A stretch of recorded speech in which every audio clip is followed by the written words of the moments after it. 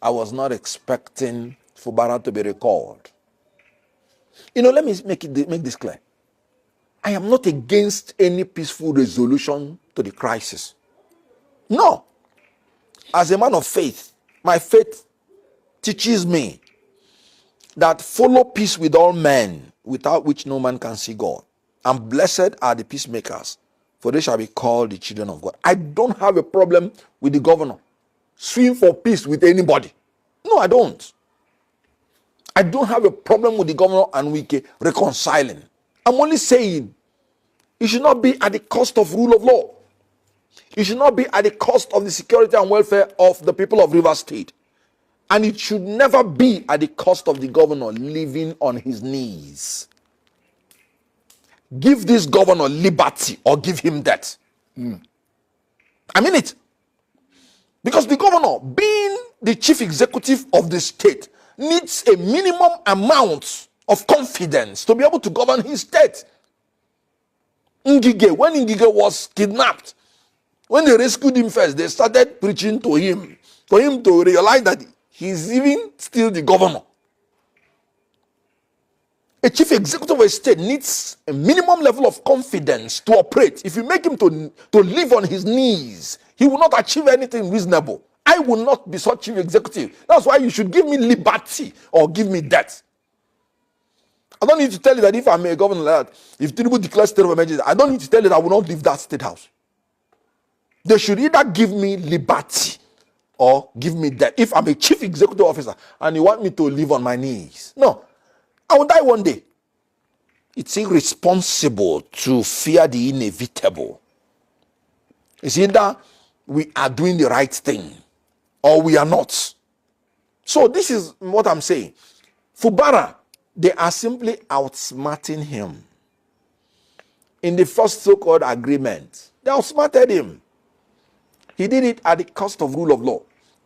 He even naively went and withdrew his own statement of defense in court. Yet those people refused to withdraw their own case. And part of the agreement that everybody would withdraw.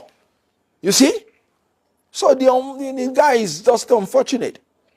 He's dealing with everybody in open mind and clean mind. And they are dealing with him with perverse mind, pretending they want to help him. But the truth is that they want to finish him. Now, the Supreme Court judgment that was neither here nor there. Look at the whole confusion it has thrown. Legislators are now in droves moving as they like. That is why the judiciary should know that they are so important.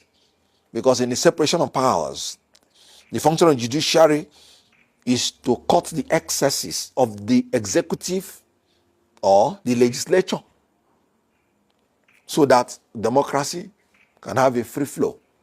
If the judiciary misses it, our democracy is threatened. All right, as we wrap up, do you have any words of encouragement for your fans? Well, I have fans both as a Nollywood star. They've refused to let me go. And I want to tell them that it is because of the love they showed for me in that living in bondage that is making me to say I must fight for all of them. When that living in bondage came, there was no industry like Nollywood. And they showed so much love. Every Nigerian accepted me. Hausa, Yoruba, Igbo. The first one that came out was not subtitled. It was purely an Igbo thing.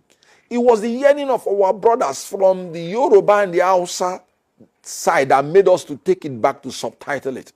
They say they want to hear everything. And can you imagine? That's why nobody can convince me today that there is any part of Nigeria that hates Ndi Igbo. No, you cannot convince me. Because that movie that was shot in Igbo, they showed love for it and showed love for us that we are speaking only Igbo in it. So that was when I knew that there's no problem between the followers. There's nothing like religion or ethnicity within the followers. It is the manipulation of the elites to divide the people so that they can govern them. So living in bondage was an eye-opener to me. And I now made up my mind. I became a hero in Nollywood because of the love of the people. I will love them.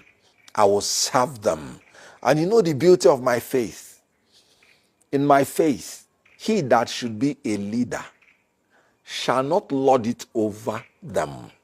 He that should be a leader shall be a servant. That's what Jesus Christ said. So you have the right to call me Kenneth Okonkwo the servant. So these people that have made me a hero by their love, I will continue to serve them.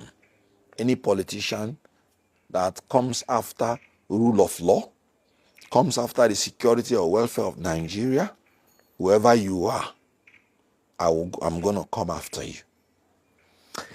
Thank you very much for sparing your time to speak to us on a wide range of issues, and you've spoken passionately from your heart. Once again, we appreciate you for Thank you.